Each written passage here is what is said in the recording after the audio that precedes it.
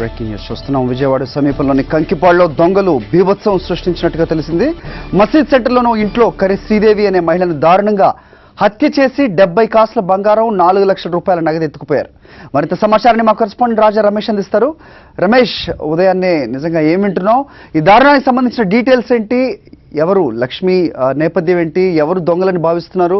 పోలీసులు ఏం చెప్తున్నారు? దర్యాప్తు ఏ విధంగా కొనసాగుతుంది? అప్డేట్స్ ఏంటి?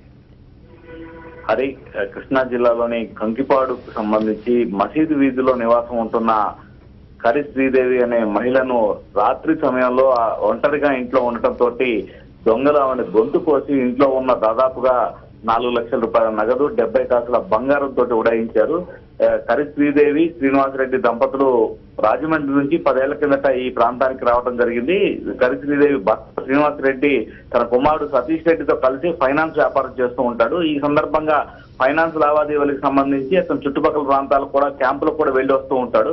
అలాంటప్పుడు శ్రీదేవి ఒక్కతే ఇంట్లో ఉంటుంది. అయితే వీళ్ళు చేస్తున్న వ్యాపారం గురించి చాలా స్పష్టంగా తెలిసిన వ్యక్తులే ఈ దారుణానికి పాల్పడ్డాడనే అనుమానాన్ని ఇటు పోలీసులు కూడా వ్యక్తం చేస్తున్న పరిస్థితి కనిపిస్తోంది. ఈవిడ ఒక్కతే ఇంటిలో ఉండటం, అదేవిధంగా ఇంట్లో ఫైనాన్స్ కు సంబంధించిన కొంత నగదు కానీ బంగారం కానీ ఎప్పుడు అందుబాటులో ఉంటాయనే సమాచారం తెలుసుకున్న వ్యక్తులే అర్ధరాత్రి సమయంలో వాళ్ళిద్దరూ ఇంట్లో లేరనే విషయాన్ని గమనించి ఇంట్లో చొరబడి ఆ నగదును డబ్బును కూడా చోరీ చేశారు. అడ్డు వచ్చిన శ్రీదేవిని హతమార్చారని పోలీసులు ప్రాథమిక విచారణలో నిర్ధారణకు రావడం జరిగింది.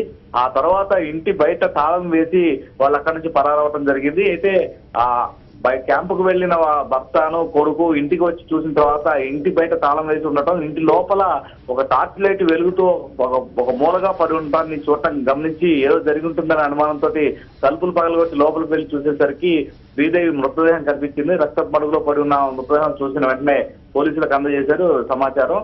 ఈ మేరకు పోలీసులు అక్కడ చేరుకొని క్లూస్ టీం ద్వారా అసలు ఏం జరిగింది, ఎవరు ఈ ఘాతకానికి పాల్పడి ఉంటారనే దాని మీద విచారణ జరుపుతున్నారు. హరి. ఓకే రమేష్.